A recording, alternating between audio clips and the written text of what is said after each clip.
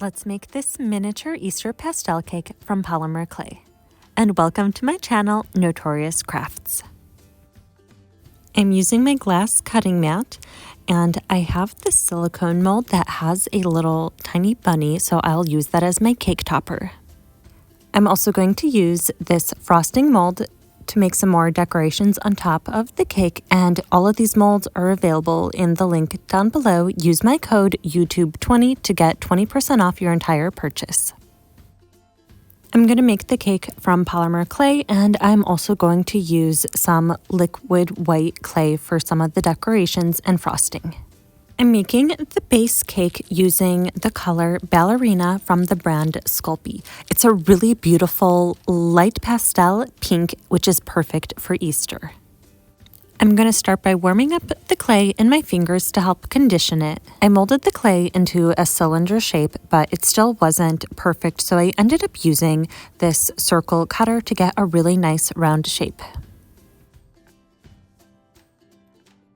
And now I have the perfect cake shape. It does need some smoothing, so I'll just smooth it around using my fingers. When working with polymer clay, I always end up getting these tiny little hairs and dust into my clay. So to remove that, I use a Q-tip and some rubbing alcohol while the clay is still wet and before I bake it, and just rub it across to remove all the little tiny hairs that get stuck in the surface. I scooped some clay out from the bottom since this will help the cake bake a lot faster, and this will also help me save some clay for future projects. Clay's getting so expensive, so this is also a great way to save some money instead of using a whole giant chunk of clay. And now I'm ready to pop this cake in the oven. While the clay cake is baking, I'm going to start on making some of the decorations that are going to go on top of it. So I'm going to start off with making some of this frosting. The first set of decorations, I'm going to use the same color pink as I did for the base of the clay. These molds make it really easy to create a lot of nice uniform decorations. For the frosting mold, I will have to bake the clay inside of the mold since it's very difficult to take out of the mold while the clay is still wet. Since these molds are made out of silicone, it is safe to bake your clay inside of them. I'm using this clay tool to scoop out some of the excess clay that's on top. And here is how the miniature frosting looks after it is baked and hardened. It is a little bit difficult to take them out of the mold, so I just try to stretch out the mold a little bit and then using my finger to pop out the frosting.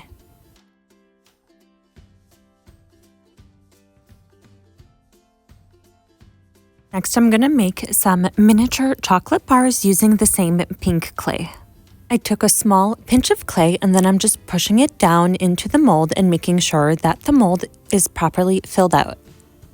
I'm checking the other side to make sure there are no air bubbles. That's why I like these clear molds, so that you can see the other side to make sure that the mold is properly filled out with no air bubbles. Since this mold is really shallow, I can very easily take out the clay while it is still wet, and then I can make many of these chocolates at once and then bake them. I'm going to use this tiny cookie mold to make some miniature cookies, and this mold has them in many different shapes and sizes. Next, I'm going to make the miniature bunny that's going to be the main focus on top of the cake.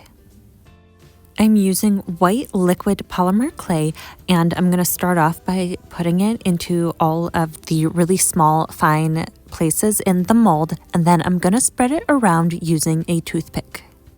This bunny has a lot of really nice details, so I'm just making sure that the liquid polymer clay went into every little tiny nook and cranny of the mold. I also tapped the mold against my surface to try to get the liquid clay to spread out some more.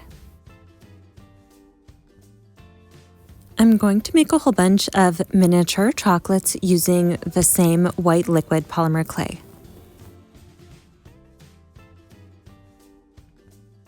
And then using a toothpick to spread out the liquid clay. The clay's not very flowy, so it needs a little bit of help getting into every little corner of the mold. I filled up a lot more of the chocolates in the mold so that I can have a variety of chocolates to choose from. I baked the liquid clay directly in the silicone molds, and then after letting it cool down, it is ready to take out. And here is how it turned out after baking and hardening. The chocolates look so realistic. I really love these molds.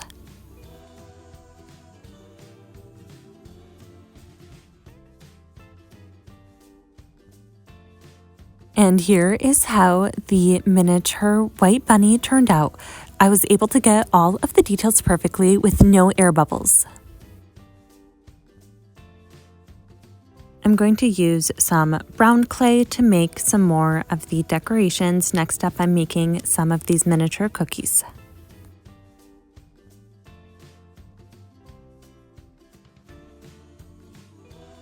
I'm also making some chocolates using the brown clay.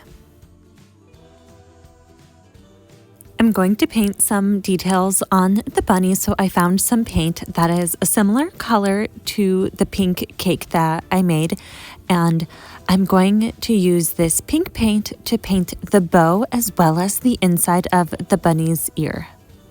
Now it's time to add some frosting to the very top of the cake, so I'm using the same white liquid polymer clay that I have been using this entire time, and I'm just adding a little bit at a time to the top, and then I'm going to spread it around using a toothpick to get a nice even layer of it.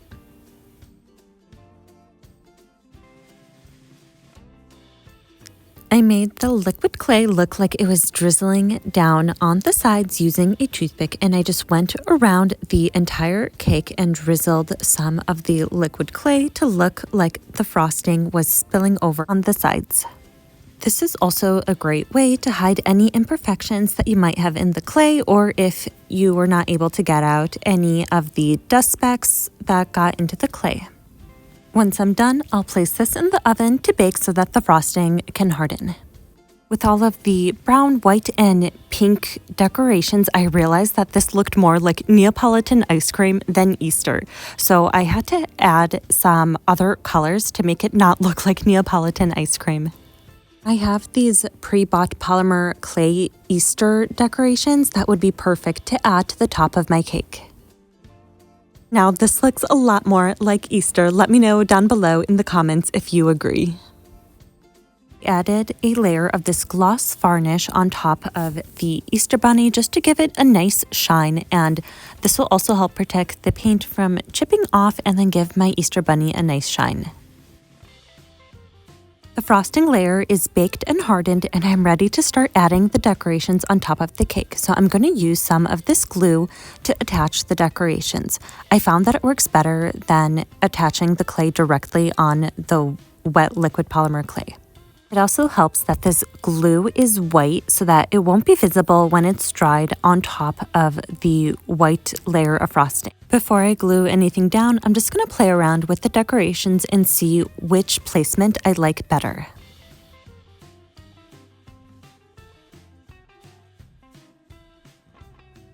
And now I'm ready to start gluing some of these main pieces on before I add the smaller ones.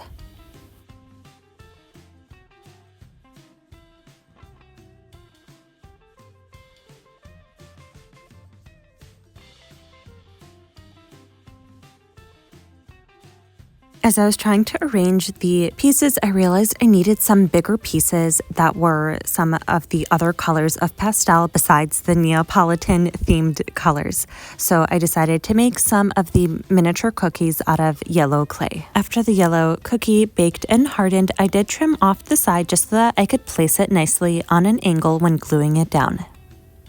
This part right now is my favorite. I absolutely love decorating and seeing how everything that I've made comes together.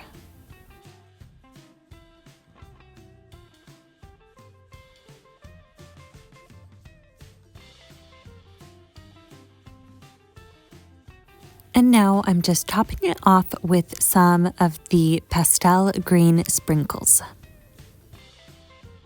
And here's the final reveal of my miniature dollhouse Easter cake. I am so happy I decided to add some more pastel colors like the yellow, the blue, and the green. I think it looks a lot more like Easter with the help of these colors. Let me know what you guys think of this down below in the comments. I always read every comment and I really appreciate every single one of them. All the links to the molds are down below in the description. Don't forget to use my code YouTube20 to get 20% off your total purchase. As always, thank you so much for watching. Don't forget to like and subscribe to this video, and I'll see you guys in the next one.